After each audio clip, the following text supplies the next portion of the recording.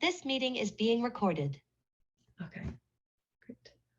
Hello and welcome to the 34th episode of Soul's 2022 Year of the Ecological Garden webinar series. Thank you for taking the time to be with us today. My name is Christine Earnshaw and I'm the Special Projects Lead with Soul. I live and work in Ottawa on the unceded territory of the Algonquin Anishinaabe people. For today's presentation, I'm happy to introduce Jose and Robin from RAINscapeTO, a landscaping business and social enterprise based in Toronto. RAINscapeTO is a program of Toronto Green Community, a non-profit organization that has supported diverse communities through education, engagement, and joint neighborhood initiatives since 1995. Jose and Robin are here today to present on the Eglinton Community and Municipal Garden, a garden that received Soul's Greener Greenspaces recognition in 2021.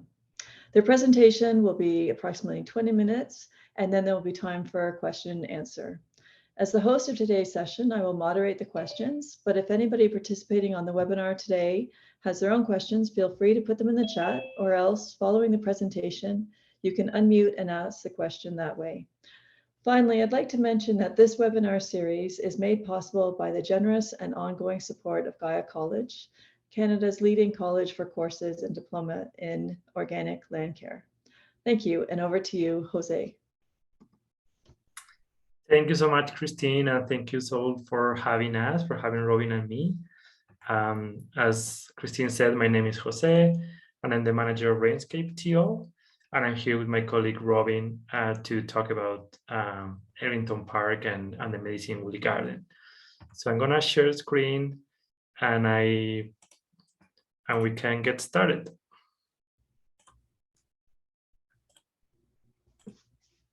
Can you see my screen? Yes. Awesome.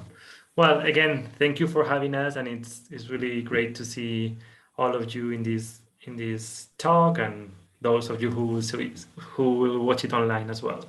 So today we really want to talk about Eglinton Park, the community garden, and the Medicine Woolly Garden that my colleague Robin is leading.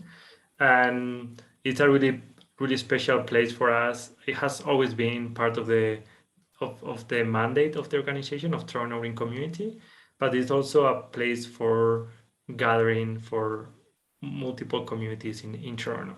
So I will start with a bit of the context about the site, the project itself, the organization, and then my colleague Robin will focus on the details about the garden, the programming that he's been developing, and all the amazing stuff that is happening there.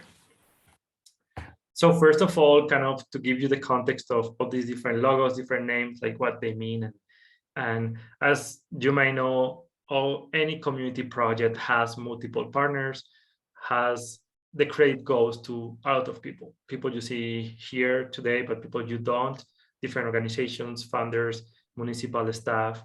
So it's really complex.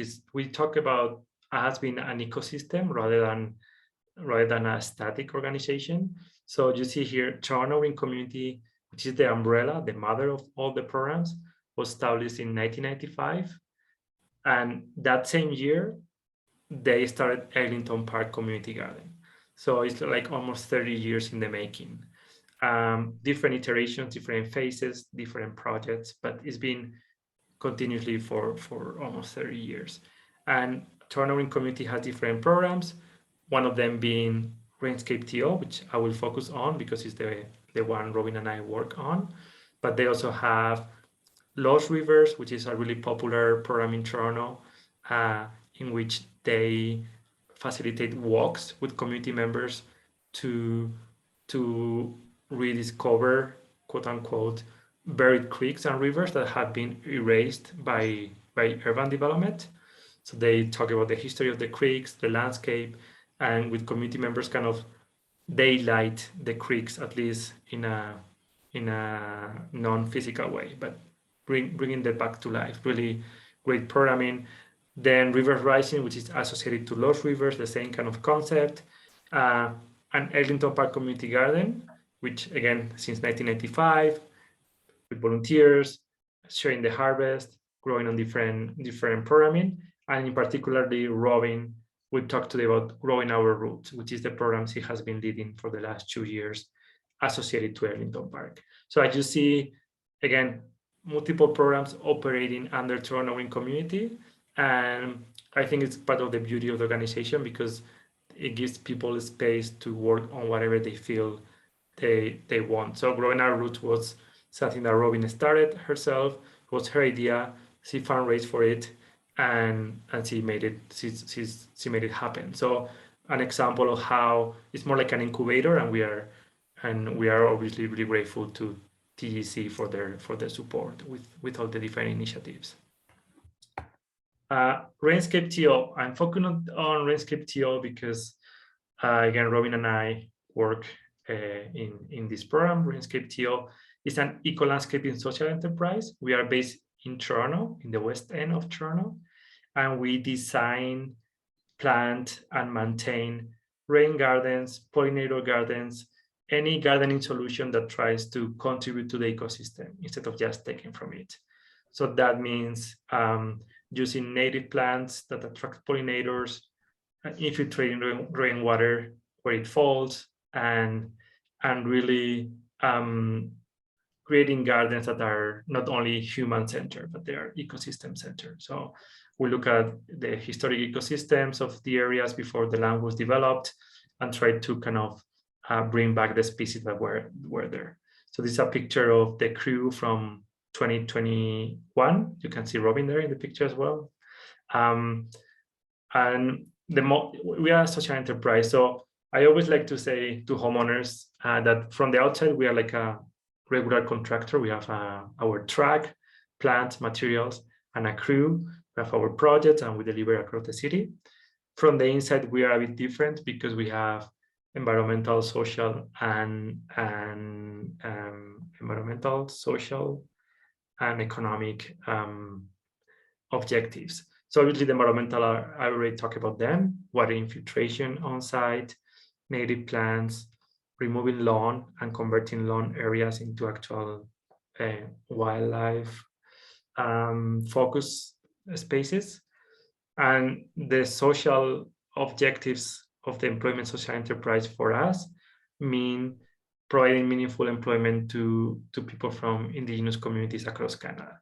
So every April, we hire a number of trainees that join the organization, get trained, and obviously properly paid, and work on their own professional development plans for the following season, just to improve their career pathways. And some of them will stay, like the case of Robin, and grow their role.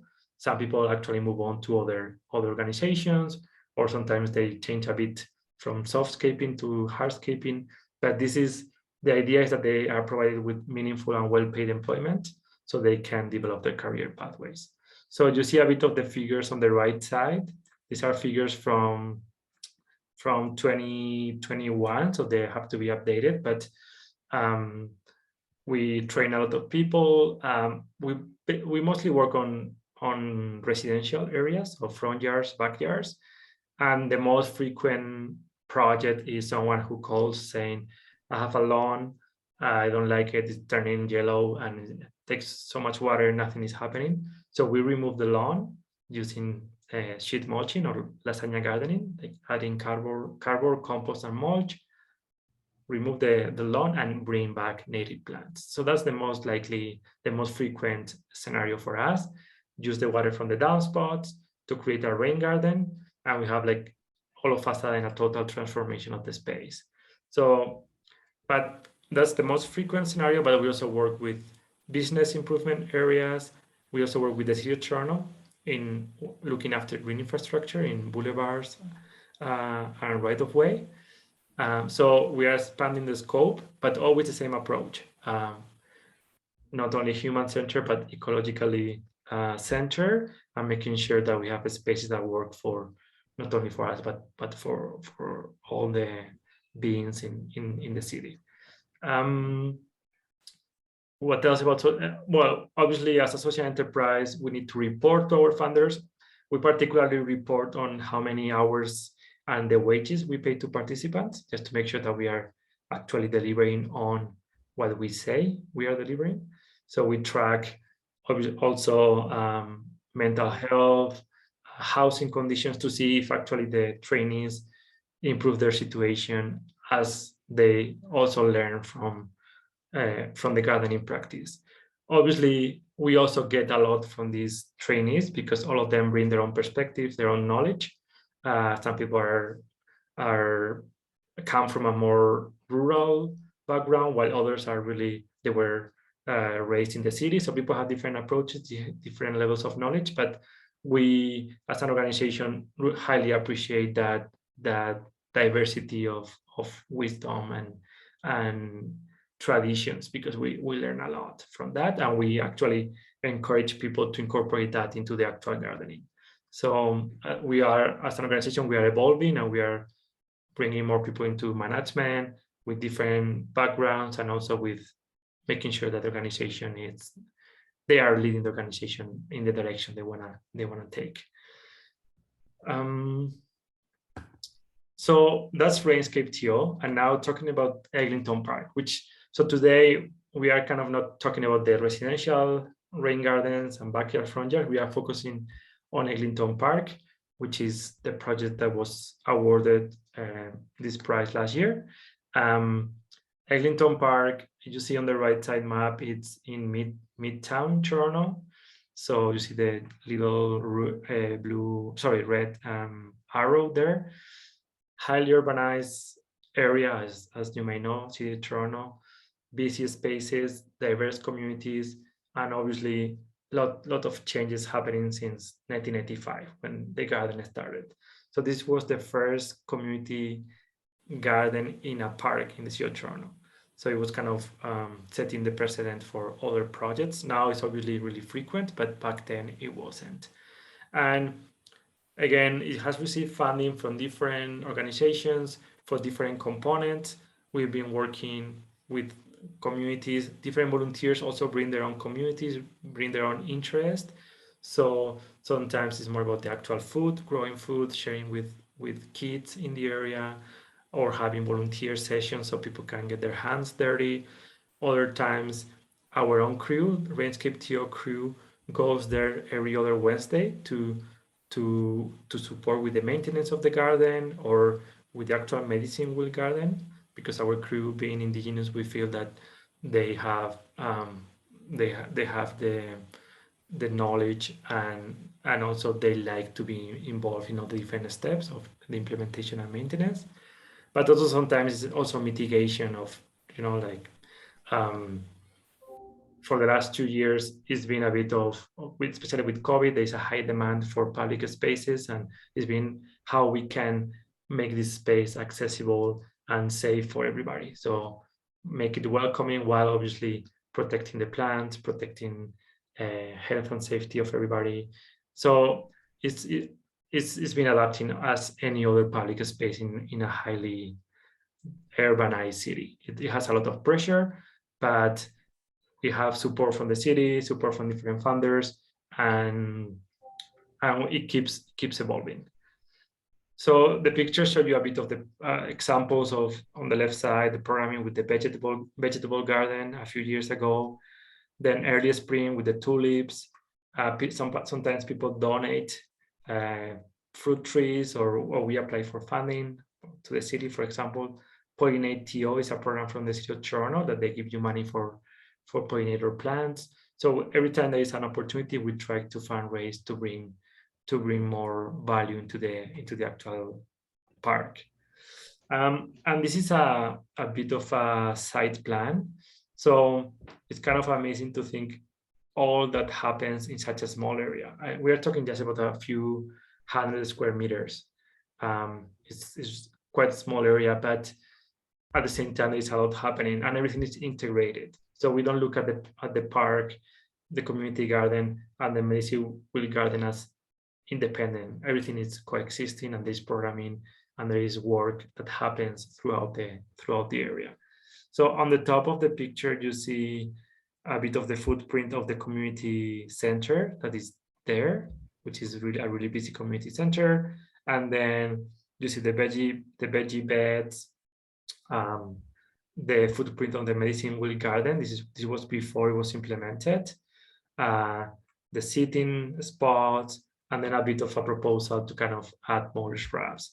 So I believe Robin will tell you more about the actual plants that go there, but we bring RAINscapeTO's approach to any project. So native plants, everything is done by hand.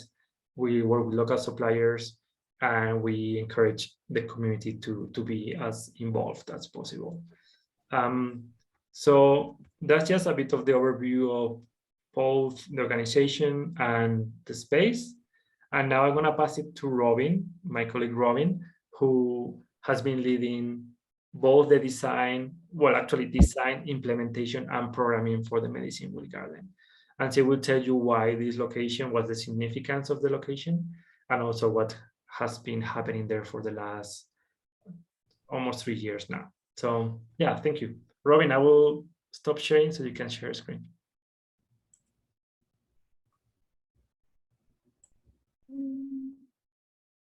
Just 1 second, I'm going to share my screen.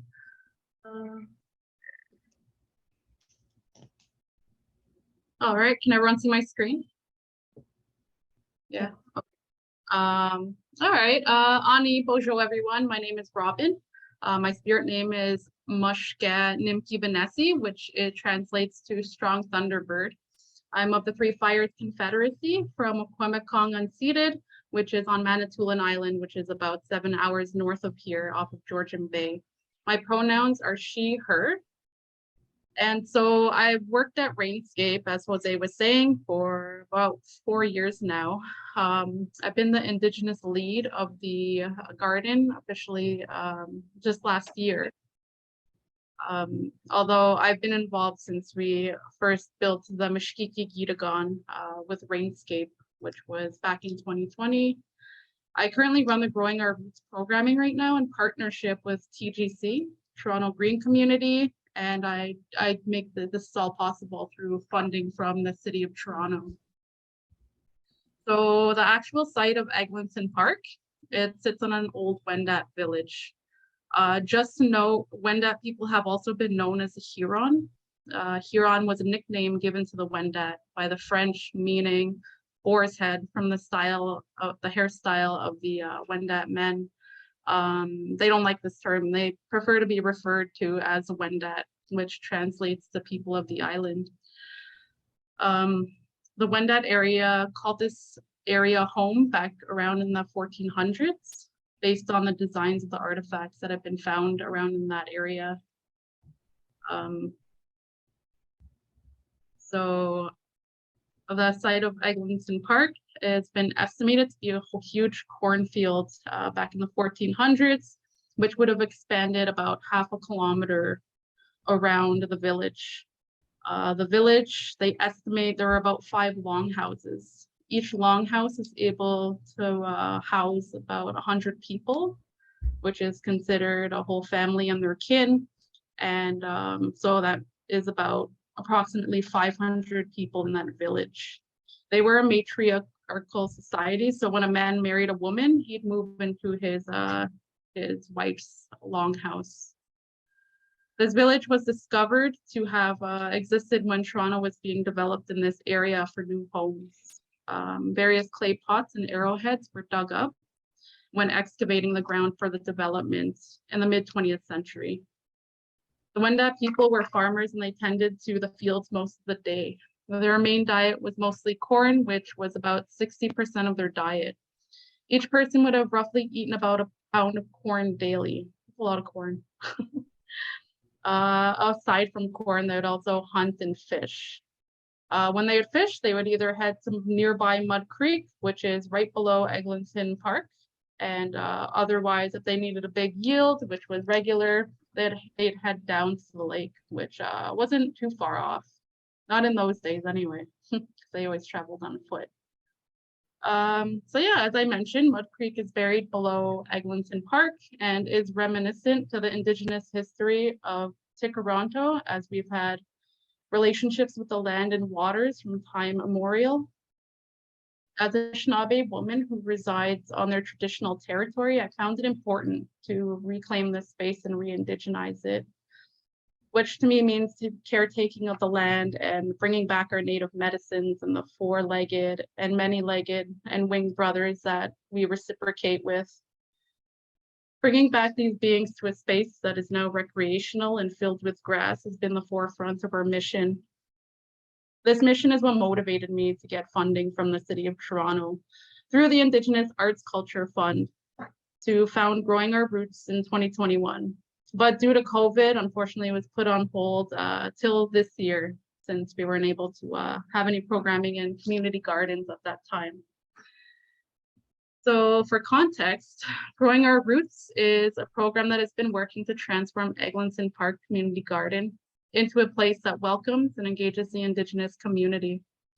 It's a space for placemaking, ceremony, growing medicines, sharing knowledge, restoring mental health and well-being, and building community as a step towards reconciliation in the earth. We engage the Indigenous community by providing a space for ceremony, growing and harvesting medicines, and sharing land-based knowledge and teachings for promote and nurture joint community. We also develop and strengthen relationships with and between Indigenous groups and individuals to create relationships between Indigenous people, newcomers, and settlers. We've also received funding from the Climate Action Initiative Fund too, to help us implement these goals. So next slide. So this is the before. So in around 2016, the recreation center our garden sits beside had to be fixed due to water leakage in the underground parking lot. In the process of the reconstruction, part of the garden was destroyed and it had construction machines constantly driving over it, going back and forth. And at some point they were actually parked there for quite a while. Once it was all said and done, the previous Mashkiki Gitagon, which translates to medicine garden, the one that was originally there had been almost completely destroyed. The soil was compacted from the machines, which in turn killed one of the 3 cedar trees that were there. So 2 remain, and I'm happy to say they're doing well, which you'll see soon. We also assume that the soil has been mildly contaminated too. In 2020, they finished their construction and we came for a site visit. And by we, I mean us, Rainscape. We decided upon seeing the destruction that we'd work to rebuild the medicine wheel garden again. The sweetgrass and the cedars survived. There's 2 cedars, like I just said, despite the devastation. So when the opportunity arose, I took the chance to make a design to recreate the Mashkiki Gitagon. Oh, too far. All right, so we prepped the garden, worked as a team turning the soil. It was too compact. As you saw in the last picture, we weeded and we pulled the plants out. I set the circumference of the medicine wheel using a stick and a string, and we marked the circle. As you can see, the flags in this picture here. So it made it easy to work with. We marked the path with string as well, which is over here in the middle. You can see the cross, that's the path. And we leveled the land as best we could as it was on quite a slope. Once we had the quadrants marked out, we put out a call to community. The Indigenous people and allies want to be a part of this life-giving garden. We had community members join, we had allies join, and even Lorraine Johnson and MPP Jill Andrews, they joined as well, which was awesome. We hauled wheelbarrows of worm castings and put it into the quadrants to help rebuild the soil health. We then had everyone grab seedlings and plant them. Then we all watered them together. After all was done, we used mulch, cedar mulch, to help keep the weeds down and retain the moisture in the garden.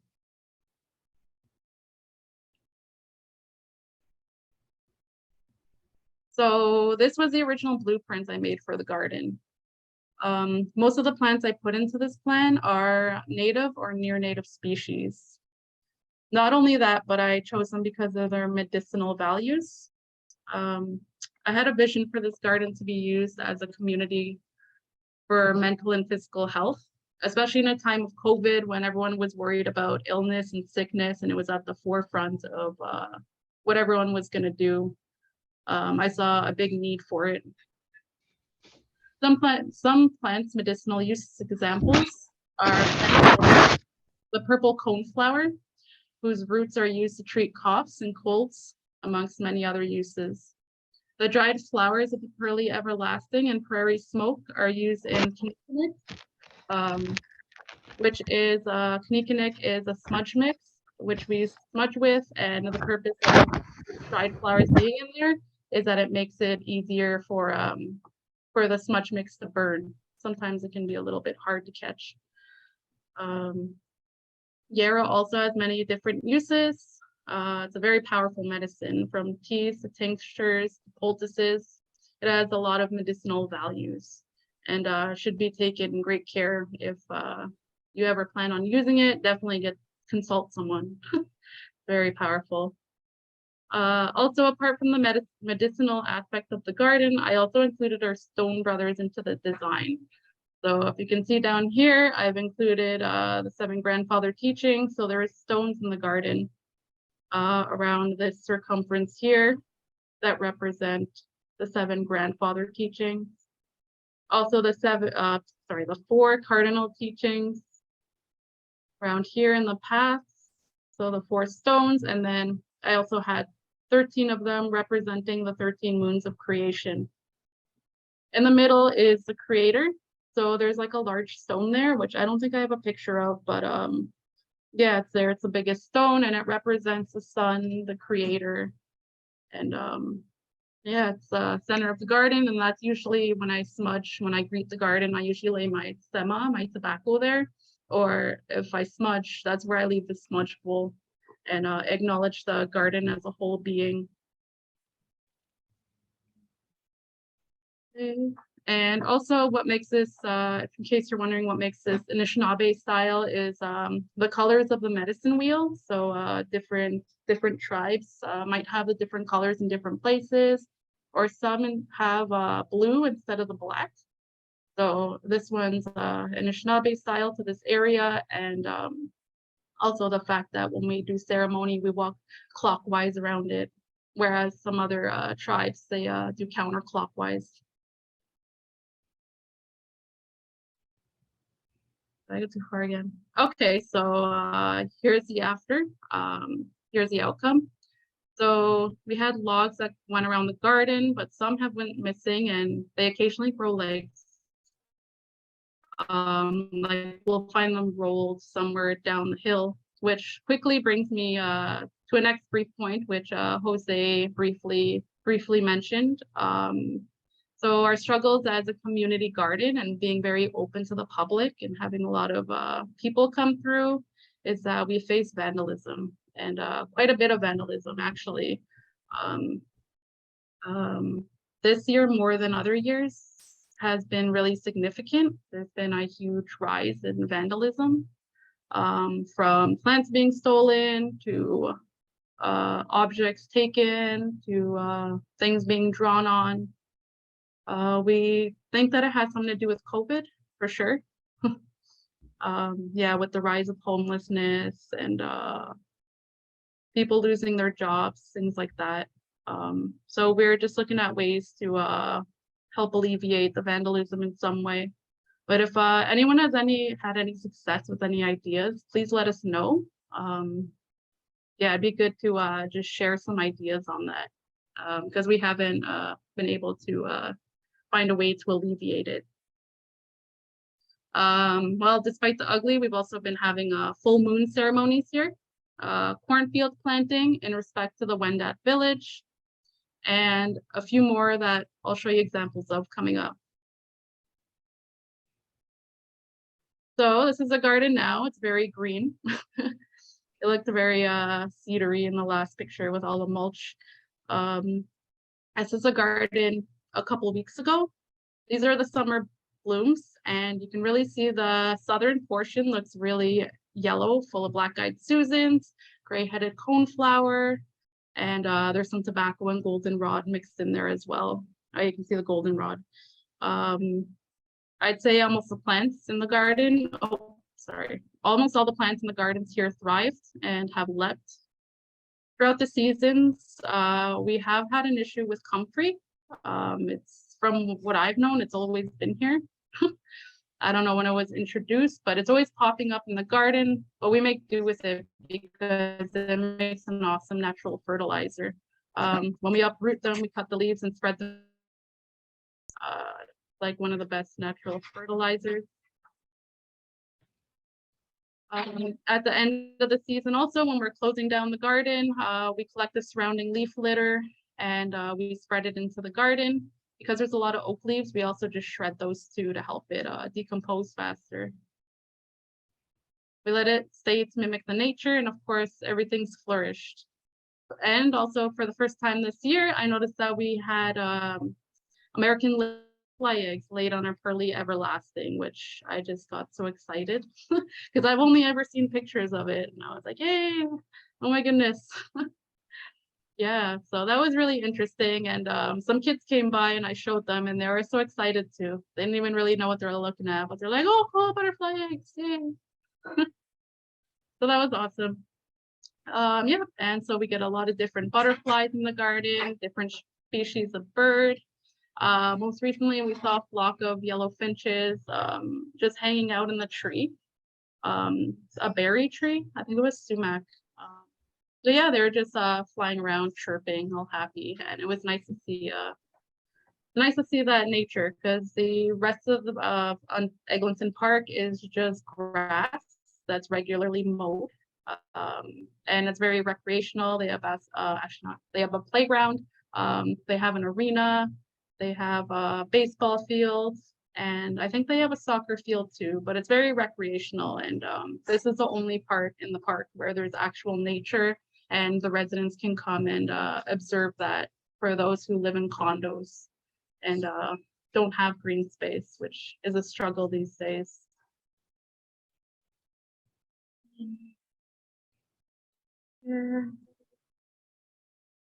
So also, apart from the Mishkiki Gitagon, this year we also planted a Three Sisters garden on one of the vegetable beds that you saw on the slide that Jose presented. Yeah, so that's going well right now.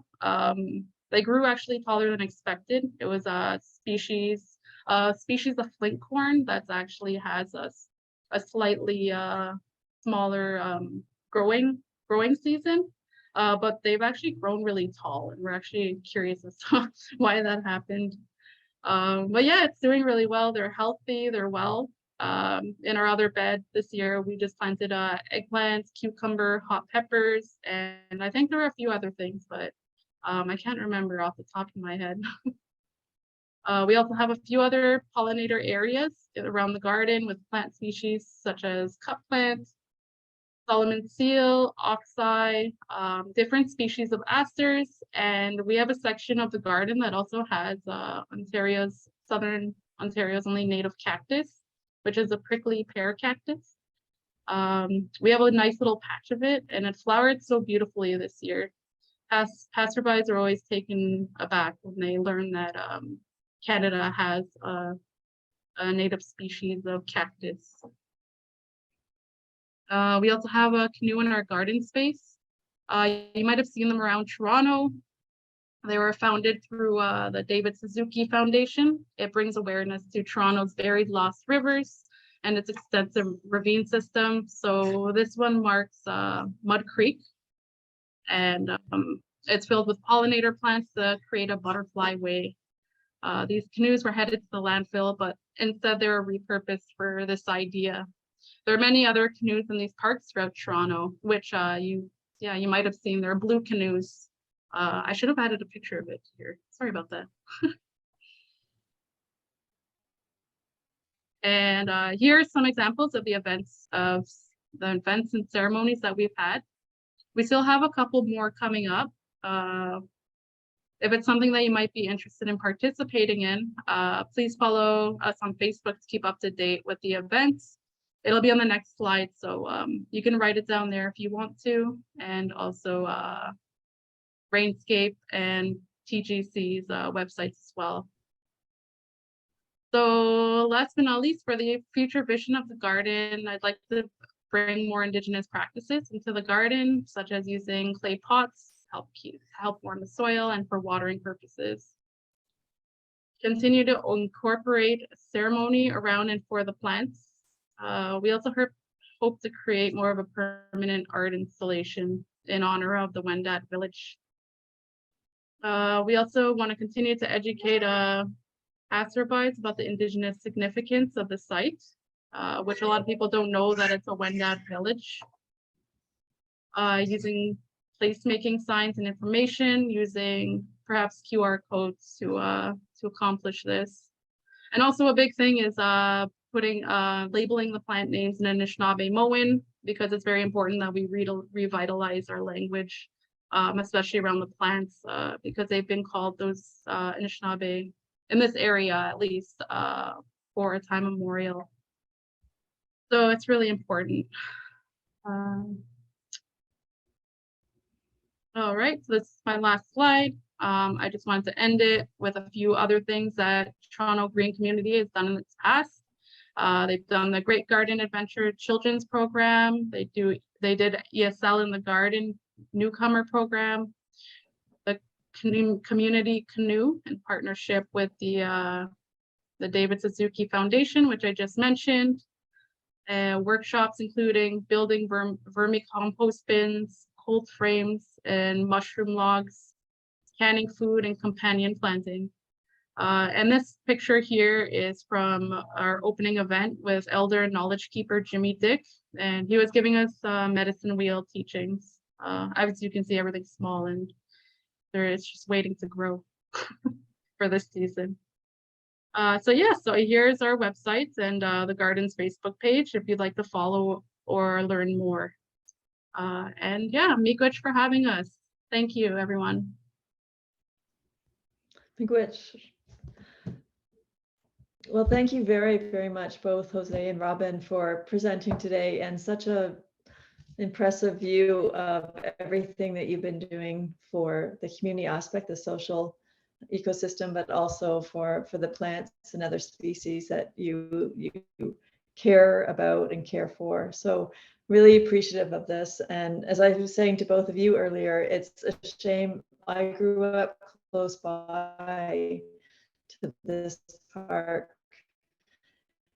and only used it for recreation. We didn't have this garden when I was there. Place that is now such a place that people can connect to and understand the significance of the site in terms of the Wendat community, the village that was there. That was not known at the time, or at least I didn't have access to knowing about that information. So do you think this is a growing movement then to have more places in these urban areas to reclaim, as you said, spaces for Indigenous teachings, Indigenous gatherings, and for allies and Indigenous populations? Is that expanding in Toronto, or? Yes, in your it mind? is. We're seeing more Indigenous gardens popping up. I actually have one local to me that I actually just found out about when I moved to this neighborhood. And more organizations are making their own gardens. I'm actually helping implement one right now.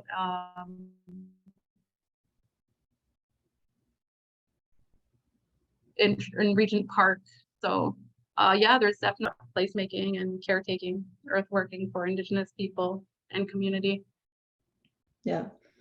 Well, and Jose, a question for you then, just because it seems like, I don't know how long you've been with RAINscapeTO, but it's just the whole idea that this is a social enterprise, that the well-being of the people who are employed and that you bring into. You also mentioned just the appreciation for having the diverse perspectives and histories, experience of people coming in, and they can help shape that. So I was wondering if you could speak to that a bit, just the idea that not only are you focused on the landscape itself or the land, but that you're focused on the well-being of the community that you're working with and for. It seems like it's just a very holistic way to think about this work that you do. Yeah, so RAINscapeTO has been operating since 2016, but I joined in 2019, and I was new to the industry too.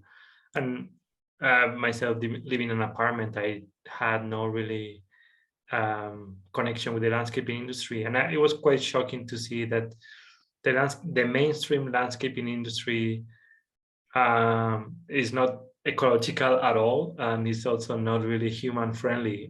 So it was shocking to me to see that. And being a social enterprise, we thought, okay, how can we do this a career pathway that is not only meaningful and well paid, but also it's compatible with your own private relations and your own lives and your hobbies and your projects. So we decided to kind of find our own ways, and that it's sometimes surprising to some partners because, for example, it's quite specific. We work consistent hours, Monday to Friday, 8 to 3:30. We don't work evenings, or we don't try to push because the season is really short. We know the season is short, but it's part of nature, and whatever can be done this year will be done next year. So we appreciate the process as much as the actual final product. And I think we are grateful to our clients and partners because they do as well. Our clients, they come to us because they want something different. They want a process that is done with care, is done paying attention to the details and looking at the bigger picture. So they are willing to compromise on sometimes waiting a bit longer for the plant to grow, or knowing that we are not going to be adding sod to their jar. We're actually asking them to remove it. So we are grateful, and I think it's a global movement. I mean, I think across North America, at least, people are realizing that our landscapes in urban settings in particular are not really what they have to be or what they were. It's just a manufacturer view, and people are really using their jars as an opportunity to tackle climate action and climate change, and also to work on truth and reconciliation. So I think I always say that it's a good way to take action. You have access to a piece of land. It's almost like you have an opportunity, and obviously it's joyful. It's seeing wildlife coming back, and the butterflies, hummingbirds,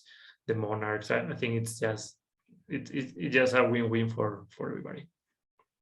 Yeah, I think that's a common thread that's come out in the series, is just that the rewards, the joy that you said, when other species, you're coexisting and there's a place that's healthy for them to be, as well as you and others. So that is really what it comes down to for a lot of people, that motivation for that. Exactly.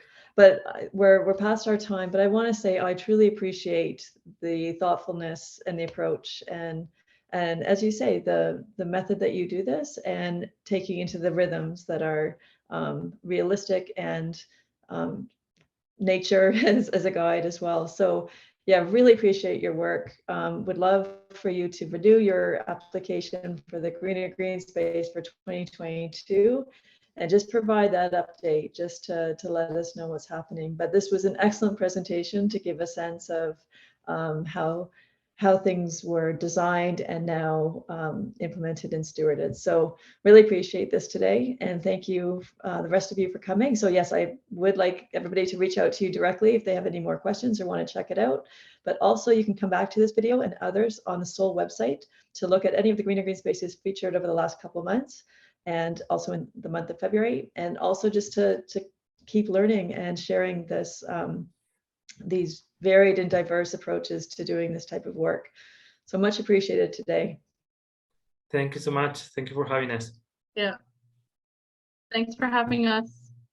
Okay, Miigwech. Thank you. Good. Bye-bye. Bye.